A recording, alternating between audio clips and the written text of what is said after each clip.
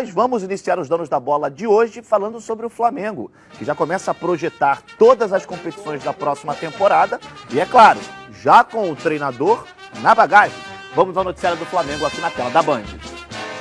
Com a decisão da diretoria do Flamengo em contratar o português Paulo Souza, agora o planejamento da temporada que vem está sendo traçado com uma direção mais clara.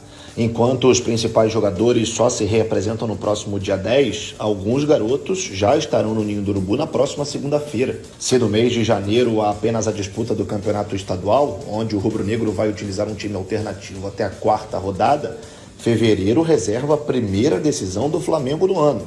O jogo contra o Atlético Mineiro pela Supercopa, extremamente importante para dar confiança ao clube carioca para a sequência da temporada. O trabalho de Paulo Souza ainda estará no início, é verdade, mas um jogo deste tamanho pode trazer pressão caso o Caneco não permaneça no Rio de Janeiro.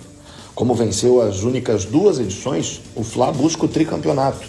Já a Libertadores, que se inicia apenas em abril, terá o sorteio da fase de grupos no dia 23 de março. Até lá, muita coisa vai acontecer. Mas o torcedor do Flamengo espera que o time esteja preparado para as decisões que terá logo no início de 2022. Pois é, tem o Carioca, que já começa daqui a pouco, né, logo no início da temporada. Depois você tem a Supercopa, que você tem o jogo contra o Atlético Mineiro. E agora com o treinador, o planejamento agora, a tendência é começar a fluir, né, Rona? Com os jogadores se reapresentando no dia 10, aí você tem a Libertadores lá em março também. Então, aos poucos, a temporada de 2022 começa a ser desenhada para o Flamengo. E começando pelo Campeonato Carioca, que terá início no dia 26 de janeiro, a gente tem que lembrar que o Flamengo e o Fluminense não terão o Maracanã. Isso, muito bem lembrado. Eles não vão ter o Maracanã. O Fluminense já me parece que acertou com o Vasco para jogar lá. Mas já me disseram que o Vasco também está trocando a sua grama, do seu estádio.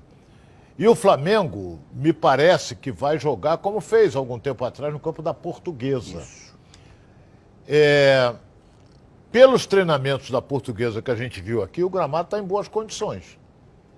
O Fluminense poderia até aproveitar o início da competição, poderia levar para Bangu. Porque no início do campeonato dá 4 mil, 5 mil pessoas. Depois é que começa a aquecer o campeonato. E esse ano os clubes ainda vão, os grandes, né? Porque os pequenos não vai ninguém. Então, os grandes, por exemplo, esse ano eles vão ter uma coisa que eles não tiveram ano passado. Público. Então eles vão ter receita dos jogos. Dependendo da chamada, da movimentação, do time que você vai colocar, essa coisa toda, o público pode ir ao estádio. E automaticamente os clubes grandes vão ter um faturamento maior. Agora, os times de porte médio, não vai ninguém ver, entendeu? Tinha que fazer muita promoção, muita coisa, tinha que ter muita criatividade para você botar público nesses jogos pequenos. Mas, de qualquer maneira, o campeonato começa a aquecer depois da terceira, quarta rodada mesmo. Até porque, na quarta rodada, teremos o primeiro clássico, Fla-Flu. Até a terceira rodada não teremos nenhum clássico entre clubes de grande porte aqui do Rio de Janeiro. E o planejamento do Flamengo, Rona, é de jogar o Carioca a maior parte do tempo com o time alternativo. Até a quarta rodada, no caso, né, as 3 primeiras, a ideia é jogar com um time de garotos mesmo, até porque são eles que vão fazer essa pré-temporada desde o dia 3 de janeiro, então eles começam uma semana antes dos principais jogadores, em relação aos principais jogadores. Então, assim, acho que isso vai muito de encontro com o que você falou.